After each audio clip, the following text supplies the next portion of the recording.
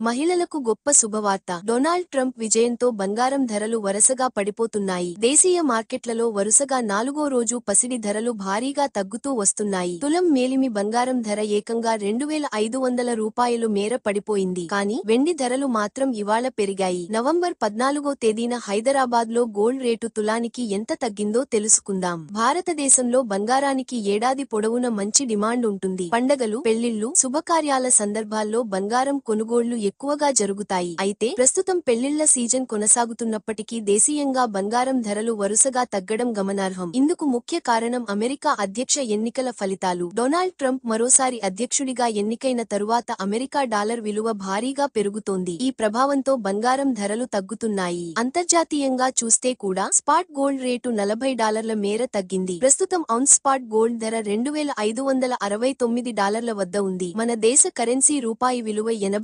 రూపాయలు మరియు 396 పైసలు వద్ద అమ్ముడవుతోంది. హైదరాబాద్ మార్కెట్లో ఈ 4 రోజులుగా బంగారం ధరలు భారీగా తగ్గాయి. 24 క్యారెట్ల బంగారం ధర 10 గ్రాములకు 76,850 రూపాయలు వద్దకు పడిపోయింది. 22 క్యారెట్ల బంగారం ధర కూడా 10 గ్రాములకు 70,450 రూపాయలు వద్దకు చేరింది. మరోవైపు వెండి ధరలు ఇవాళ ఒక్కసారిగా పెరిగి కిలో వెండి రేటు 1,10,000 రూపాయలు మార్క్ చేరింది. ఒక్కో ప్రాంతంలో బంగారం, వెండి ధరల్లో తేడా ఉండవచ్చు. జీఎస్టీ, స్థానిక పన్నులు, మార్కెట్ పరిస్థితుల ఆధారంగా ధరలు మారుతాయి. బంగారం లేదా వెండి కొనుగోలు చేసే ముందు ఖచ్చితంగా తాజా ధరలను తెలుసుకోవడం మంచిది. ఇలాంటి మరిన్ని అప్డేట్స్ కోసం మా ఛానెల్ను సబ్స్క్రైబ్ చేయండి. తదుపరి వీడియోలో కలుద్దాం. Thank you.